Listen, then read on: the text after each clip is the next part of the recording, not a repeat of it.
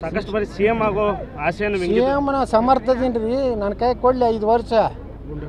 ಏನು ಸಿದ್ದರಾಮಯ್ಯ 2,000 ಕೊಡ್ಲಕ್ಕಂತ 5,000 ಕೊಡ್ತೀನಿ. ಎಲ್ಲ ಪ್ರಾಮಾಣಿಕವಾಗಿ ಜನರಿಗೆ ಕೊಡ್ಬೋದು.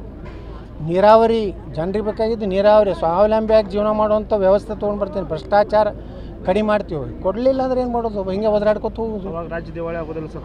ಈಗ ಆಗ್ತೈತೆ ನೋಡಕತ್ತೀರಿ. ವರ್ಷನಾಗ ಈ ರಾಜ್ಯದಾಗ ಎಲ್ಲ ಸ್ಕೀಮ್ ಬಂದ್ ಮಾಡೇಬೇಕಾಗ್ತೈತಿ. ರೊಕ್ಕ ನಿಮ್ಮ ನಾಳೆ ಏನಾಯಿತು? ಸರ್ಕಾರದ ನೌಕರದಾರ ಸಂಬಳ ಸೇಲಾರ ಪರಿಸ್ಥಿತಿ ನಿರ್ಮಾಣ ಆಗ್ತದೆ. ಇವರೆಲ್ಲ ಲೋಕಸಭೆ ಚುನಾವಣೆ ಮುಗಿದ ಮ್ಯಾಗ ಕಾಂಗ್ರೆಸ್ನವರು ಯಾವ ರೀತಿ ಮಾತಾಡೋಕ್ಕೆ ಚಾಲು ಮಾಡ್ತಾರೆ ನೀವು ನೋಡಕತ್ತೀರಿ. ಡಿ.ಕೆ. ಶಿವಕುಮಾರ್ ಹೇಳಿದ್ರಲ್ರಿ ಒಮ್ಮೆ, ಈಗ ಯಾರೂ ಏನು MLAಗಳು ಯಾವುದೇ ಅಭಿವೃದ್ಧಿ ಕೇಳಬೇಡ್ರಿ, ನಮಗೆ ಈ ಗ್ಯಾರಂಟಿ ಯೋಜನೆಗಳ ಸಲುವಾಗಿ ಹಣ ಕೂಡಿಸೋದು ದೊಡ್ಡ ಸಮಸ್ಯೆ ಆಗಿದೆ ಅಂತೇಳಿ.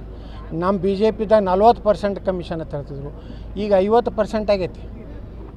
ಇದಕ್ಕೇನು ನೈತಿಕತೆ ಇದೆ ಕಾಂಗ್ರೆಸ್ಗೆ? BJP ಟೀಕಾ ಒಂದು ನಾ ಹೇಳ್ತೇನೆ. ಇವತ್ತು ಕಾಂಗ್ರೆಸ್ ಸರ್ಕಾರ ಸಿದ್ದರಾಮಯ್ಯನವರು ಡಿ.ಕೆ. ಶಿವಕುಮಾರ್ ನೀವು ರಾಜ್ಯದ ಚುಕ್ಕಾಣಿ ಹಿಡಿದಿರಿ. ನಿಮ್ಗೆ ದಮ್ಮು ತಾಕತ್ತಿದ್ರೆ ಹಿಂದೆ BJP 40% ತಿಂದಾರಲ್ಲ.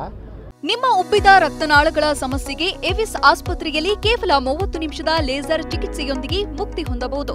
ಹೆಚ್ಚಿನ ವಿವರಗಳಿಗಾಗಿ ಸಂಪರ್ಕಿಸಿ 8088837300.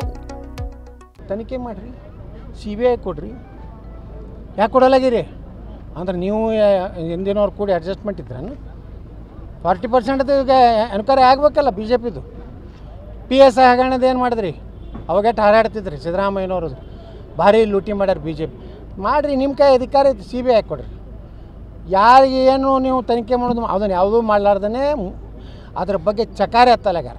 ಬರೀ ನರೇಂದ್ರ ಮೋದಿಯವರು ಕರ್ನಾಟಕಕ್ಕೆ ಅನುದಾನ ಕೊಟ್ಟ 2,30,30,000 ಕೋಟಿ ರೂಪಾಯಿ ಕೊಟ್ಟಾರ ಕರ್ನಾಟಕಕ್ಕೆ.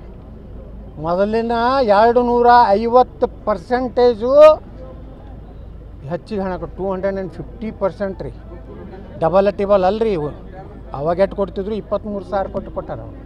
ನಾವು 10 ವರ್ಷನಾಗ ಎಷ್ಟು ಕೊಟ್ಟಿವಿ? 2.5 ಲಕ್ಷ ಕೋಟಿ ಕೊಟ್ಟಿವಿ. ಏನು ನೈತಿಕತೆ ಐತ್ರಿ ಇವ್ರು ಮೋದಿಯವ್ರ ಬಗ್ಗೆ ಮಾತಾಡಲಿಕ್ಕೆ ಕಾಂಗ್ರೆಸ್ಸಿಗೆ?